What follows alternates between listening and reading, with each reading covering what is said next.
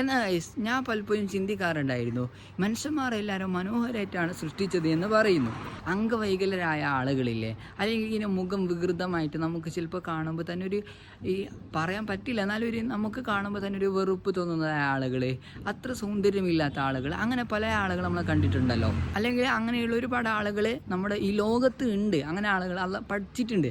അപ്പോൾ ഖുർആനിൽ പറഞ്ഞ ഈ മനോഹരമായിട്ടാണ് സൃഷ്ടിച്ചത് എന്ന് പറഞ്ഞതിൻ്റെ അതിൻ്റെ ലോജിക്ക് എന്താണ് എന്ന് പലപ്പോഴും ചിന്തിക്കാറുണ്ടായിരുന്നു. ഗൈസ്, ഫൈനലി ഞങ്ങൾക്ക് അതിൻ്റെ റിസൾട്ട് ഇപ്പോൾ കിട്ടിയിരിക്കുകയാണ്. പഠിച്ചോന് ഈ മനുഷ്യനെ പറയാൻ വേണ്ടിയിട്ട് ഖുർആനിൽ ഉപയോഗിച്ചത് 2 വേർഡാണ്. അലക്കത് ഹലക്കിനൽ ഇൻസാന. അപ്പോൾ ഇവിടെ ഈ ഇൻസാന കൊണ്ട് പറഞ്ഞത് ഇൻസൈഡ് ഓഫ് സോളാണ്, നമ്മളെ മനുഷ്യന്മാർ ആത്മാവിൻ്റെ അകത്തളത്തെ കുറിച്ചിട്ടാണ് അല്ല പറഞ്ഞത്. സാധാരണ മനുഷ്യരും അംഗവൈകല്യരായ ആളുകളൊക്കെ ചിന്തിക്കുന്നത് ഒരുപോലെയാണ്. അവരുടെ റെസ്പോൺസിബിലിറ്റി, അവരുടെ ന്യൂറോൺസ്, ആന്തരികമായ കപ്പാസിറ്റി എന്ന് പറയുന്നത് എല്ലാവരുടെയും ഒരുപോലെയാണ്. ബോഡിയെ കുറിച്ചിട്ട് പറയുന്നിടത്ത് അള്ളാഹു ബസറി എന്ന പദമാണ് ഉപയോഗിച്ചത്. പ്രവാചകന്മാരൊക്കെ അവരുടെ അനുയായികളോട് വന്നിട്ട് പറഞ്ഞത് എന്താണ്?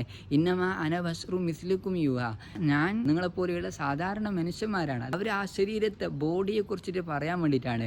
അപ്പോൾ ഗൈസ്, മിസ്റ്റേക്ക് എന്ന് പറയുന്നത് ഖുർആനിൻ്റെതോ സൃഷ്ടിച്ച പഠിച്ചോൻ്റെതോ ഒന്നല്ല, നമ്മൾ മനസ്സിലാക്കിയതാണ് തെറ്റ് എന്ന് പറയുന്നത്. ഖുർആനിൻ്റെ ഒരു ആയത്ത് മാത്രമല്ല, അതിൻ്റെ ഒരു പദം പോലും ഇങ്ങനെ ഒരു വ്ളോഗിലേക്ക്, ഒരു വീഡിയോയിലേക്ക് പോലും ചർച്ച ചെയ്യപ്പെടുന്ന ആ രൂപത്തിലേക്ക് എത്തുന്നുണ്ടെങ്കിൽ അത് അത്രയും ഒരു വിശാലമാണ് എന്ന് നമുക്ക് ഖുർആനിനെ മനസ്സിലാക്കാൻ പറ്റിയ ഏറ്റവും വലിയൊരു കാര്യമാണിത്.